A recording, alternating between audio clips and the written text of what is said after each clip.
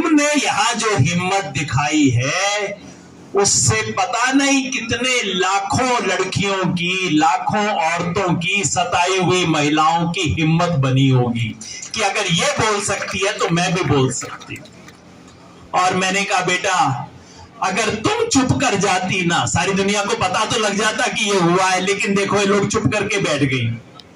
अगर तुम चुप कर जाती ना तो लाखों औरतों का घर बैठे हुए मुंह बंद हो जाता कि अगर उसकी हिम्मत ना हुई तो मेरी क्या मजाल है, मैं क्या करूं।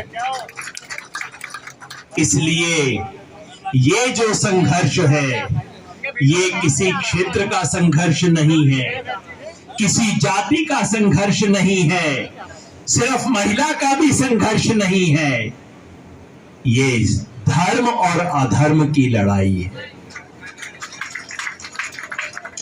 और अगर कोई सच्चा धर्म क्षेत्र कुरुक्षेत्र है तो ये है जहां ये लड़ाई लड़ी जा रही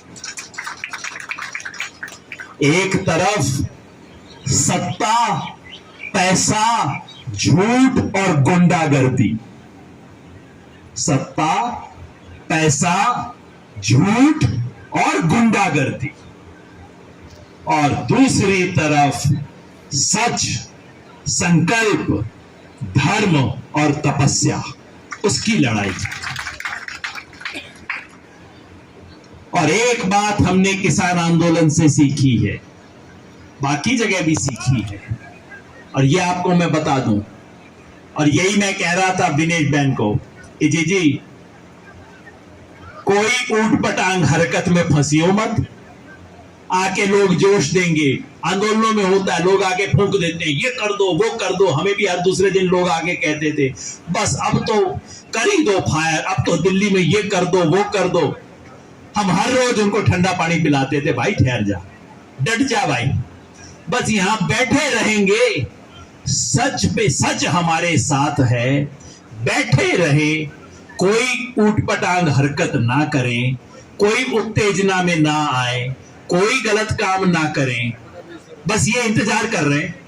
जैसे किसान आंदोलन में उनको इंतजार था कि भाई इन लोगों से कोई एक गलत शब्द निकले, एक कोई उल्टी हरकत हो जाए, कहीं इनको हिंसा में भड़का लिया जाए तो बस सारे आंदोलन को वहीं खत्म कर लेंगे। मगर किसान आंदोलन में हमारे बुजुर्गों की राय से, हमारे बहनों के सहयोग से ये हमने नहीं होने दिया। हमने कहा ना ये हम नहीं करेंगे, हम बैठे रहेंगे। और जो जब इनके साथ डट के, अड़ के, खड़े रह के टकराया है, अपनी जमीन पे टिका रहा है, ये देखना ये भाग जाते एक स्टेज के बाद। बस यही फॉर्मूला है। कुश्ती के दाव पेच होते हैं ना कई तरह के, मैं तो भाई जानता ना, जिंदगी में कभी की ना मैंने तो कुश्ती, लेकिन ये सिंपल दाव पेच है, टिके रहो। और आप टिके रहो, अपनी तरफ से कुछ ना करो, सच आपके साथ है। एक दिन ये आपको सड़क पे दौड़ते हुए दिखाई देंगे, भागते हुए दिखाई देंगे।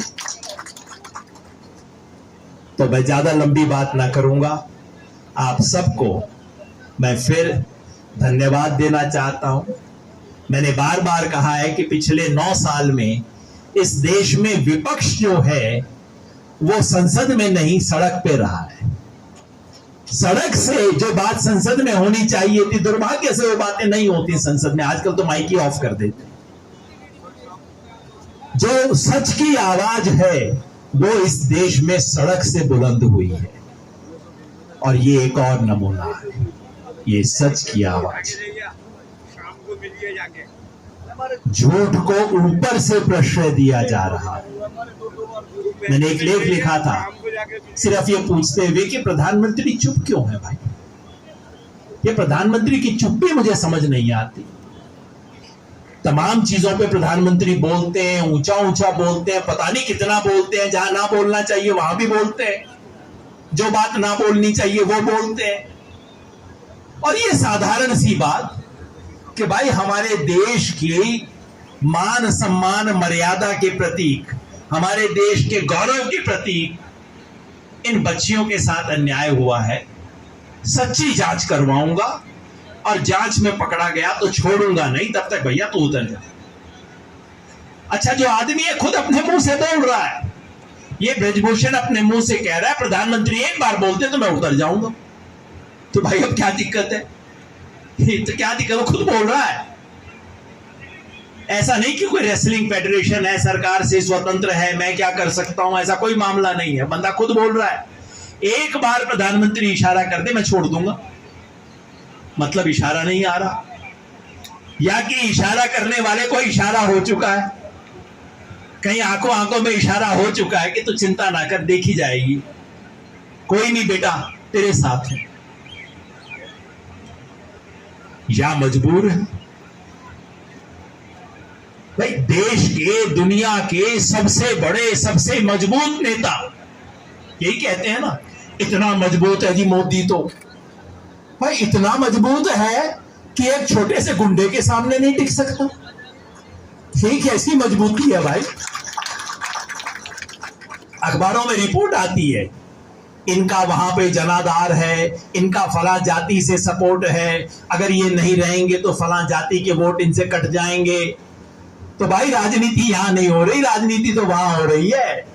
वहां वोटों की कैलकुलेशन चल रही है कि अगर इस आदमी को हाथ लगा दिया तो इतनी कॉन्स्टिट्यूएंसी जाएंगी, इतने वोट जाएंगे, और मान के चल रहे हैं कि जनता पागल है, जनता बेवकूफ है, गुंडे के पीछे जनता चलती है, मान के चल रहा है नेता। तो इतने मजबूत नेता है कि एक गुंडे के सामने असहाय है, इतने दूरदृष्टि वाले हैं कि मान के चलते हैं कि जनता गुंडे के पीछे चलेगी। या कि नेताजी को फर्क नहीं पड़ता, या कि नेताजी को खुद लगता है कि औरत है कर दिया क्या फर्क पड़ता है। क्या ऐसा मामला है क्या?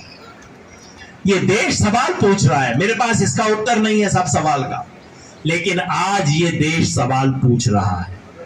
बेटी बचाओ के नारा देने वालों से सवाल पूछ रहा है, क्या आप गंभीर हो, या आप कहीं ना कहीं इन चीजों को शह दे रहे हो, या कि आप मजबूर हो?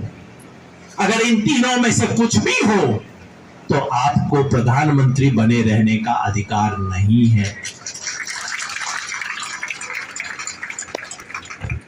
तो और लंबी बात मैं नहीं कहूंगा, बस सिर्फ इतना ही कि यह आंदोलन एक बार फिर मिसाल बना इस देश के अंदर जनता के प्रतिरोध की।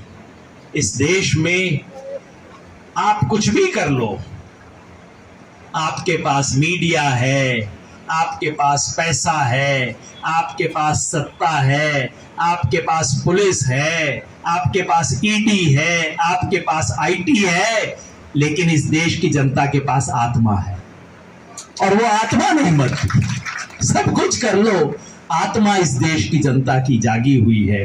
अंत में कुछ भी कर लो, देश की जनता को पता लग जाता है यार गलत कर रहा है ये तो गलत काम है।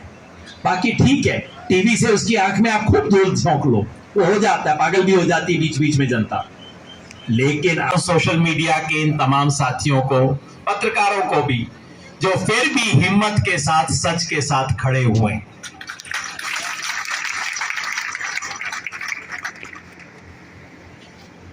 अभी